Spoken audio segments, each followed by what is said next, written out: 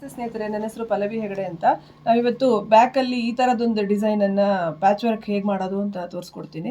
ನೋಡಿ, ಇದು ಏನಿದೆ, ಇಲ್ಲಿ ಏನು ಮಾರ್ಕ್ ಬಂದಿದೆ, ಇಲ್ಲಿ ಪ್ಯಾಚ್ ವರ್ಕ್ ಥರ ಬರಬೇಕು, ಇಲ್ಲಿ ಪೈಪಿಂಗ್ ಬರಬೇಕು, ಮತ್ತು ಇಲ್ಲೂ ಕೂಡ ಪೈಪಿಂಗ್ ಬರಬೇಕು, ಇಲ್ಲೊಂದು ಸ್ವಲ್ಪ ಶೇಪ್ ಬರಬೇಕು.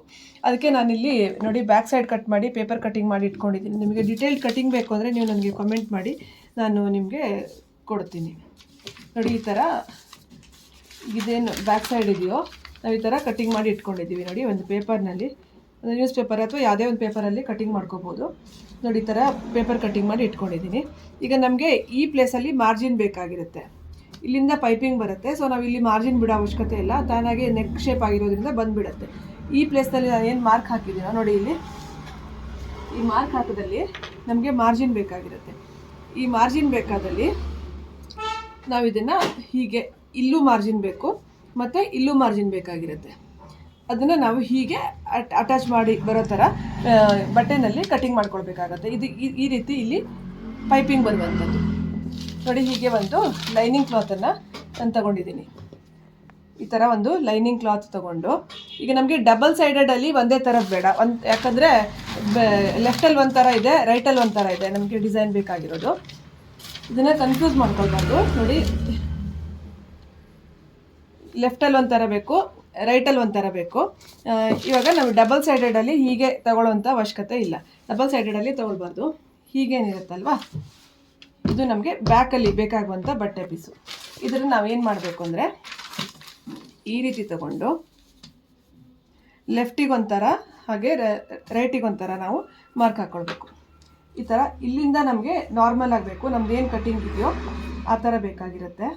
ಸೊ ಇಲ್ಲಿಂದ ಬಂದಾಗ, ಇಲ್ಲಿ ನಾವು ಏನು ಮಾರ್ಕ್ ಹಾಕಿದ್ದೀವಲ್ಲ, ಇಲ್ಲಿಂದ ಬಂದಾಗ ಇಲ್ಲಿಂದ ನಮಗೆ ಎಕ್ಸ್ಟ್ರಾ ಮಾರ್ಜಿನ್ ಬೇಕು. ಅದು ಒಂದರೊಳಗೊಂದು ಓವರ್ಲಾಪ್ ಆಗಿ ಬರಬೇಕು.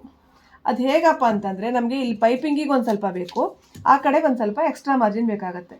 ಎಕ್ಸ್ಟ್ರಾ ಮಾರ್ಜಿನ್ ಬಿಡಲಿಲ್ಲ ಅಂದರೆ ಮೆಜರ್ಮೆಂಟ್ ಕಡಿಮೆ ಆಗಿಬಿಡುತ್ತೆ. ಸೊ ಈ ರೀತಿ ನಾವು ಇಲ್ಲಿ ಎಕ್ಸ್ಟ್ರಾ ಮಾರ್ಜಿನನ್ನು ಬಿಟ್ಕೊಳ್ಬೇಕಾಗತ್ತೆ. ಇದು ಬೇಕಿದ್ರೆ ನಾವು ಎಕ್ಸ್ಟ್ರಾ ಕಟಿಂಗ್ನಲ್ಲಿ ತೆಕ್ಕೊಳ್ಬೋದು, ಇಲ್ಲ ನಾವು ಹೀಗೆ ಇಟ್ಕೊಳ್ಬೋದು. ನೋಡಿ, ಇದನ್ನೆಲ್ಲ ಇದು ಹೇಗಿದೆ ಹಾಗೆ ಮಾರ್ಕ್ ಹಾಕ್ಕೊಳ್ಬೇಕು.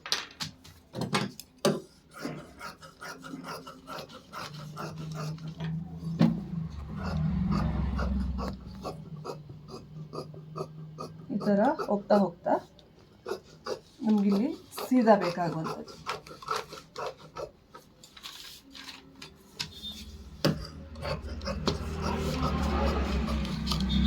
ಉಳಿದಿದ್ದೆಲ್ಲ ಸೇಮ್ ಕಟಿಂಗ್ನಲ್ಲಿ ಬರಬೇಕು. ಈ ಕಟಿಂಗ್ ಯಾವ ರೀತಿ ನಾನು ಅಳತೆ ಹಾಕಿದ್ದೀನಿ ಅಂತ ಎಕ್ಸ್ಪ್ಲನೇಷನ್ ಬೇಕಾದರೆ ಕಮೆಂಟ್ ಮಾಡಿ, ನಾನು ತೋರಿಸ್ಕೊಡ್ತೀನಿ. ಜಸ್ಟ್ ನಾನು ಪ್ಯಾಚ್ ವರ್ಕ್ ಮಾತ್ರ ಹೇಳ್ಕೊಡ್ತಾ ಇದ್ದೀನಿ. ನೋಡಿ, ಈ ರೀತಿ ಬರಬೇಕು. ಇವಾಗ ಒಂದು ಸೈಡೆಡ್ ಆಯಿತು, ಇನ್ನೊಂದು ಸೈಡೆಡಲ್ಲಿ ನೋಡಿ, ಇದು ಹೀಗೆ ಬರಬೇಕಲ್ವಾ, ಇದು ಹೀಗೆ ಬರಬೇಕಲ್ವಾ. ಸೊ ಇನ್ನೊಂದು ಸೈಡಲ್ಲೂ ನಾವೇನು ಮಾಡಬೇಕು, ಈ ಪ್ಲೇಸಲ್ಲಿ ನಾವು ಮಾರ್ಜಿನ್ ಬಿಡಬೇಕು. ನೋಡಿ, ಈ ಥರ ಮಾರ್ಜಿನ್ ಬಿಟ್ಟು ಇದನ್ನು ಹೀಗೆ ತೊಗೊಳ್ಬೇಕು. ಈ ಪೋರ್ಷನಲ್ಲಿ ನಮಗೆ ಮಾರ್ಜಿನ್ ಬೇಕು,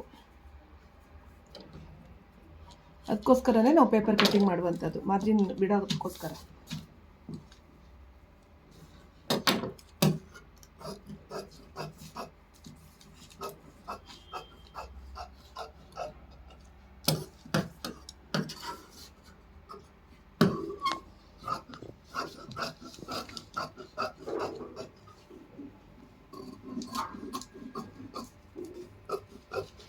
ಇದೇನೊಂದು ಬ್ಯಾಕ್ ಕಟ್ಟಿಂಗ್ ಆಯಿತು. ನಾವು ಫ್ರಂಟನ್ನು ನಾರ್ಮಲ್ ಹೇಗೆ ಕಟ್ಟಿಂಗ್ ಮಾಡ್ತೀವಿ ಅದೇ ಥರ ಫ್ರಂಟ್ ಕಟ್ಟಿಂಗ್ ಮಾಡ್ಕೊಳ್ಬೇಕು.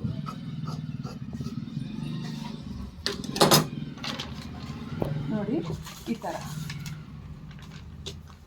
ಇದು ಸ್ಟಿಚಿಂಗ್ ಆದಮೇಲೆ ನಾನು ಅದು ವಿಡಿಯೋ ಅಟ್ಯಾಚ್ ಮಾಡಿ ನಿಮಗೆ ತೋರಿಸ್ತೀನಿ, ಯಾವ ರೀತಿ ಪೈಪಿಂಗ್ ಬಂದಿದೆ, ಹೇಗೆ ಪ್ಯಾಚ್ ವರ್ಕ್ ಬಂದಿದೆ ಅಂತ.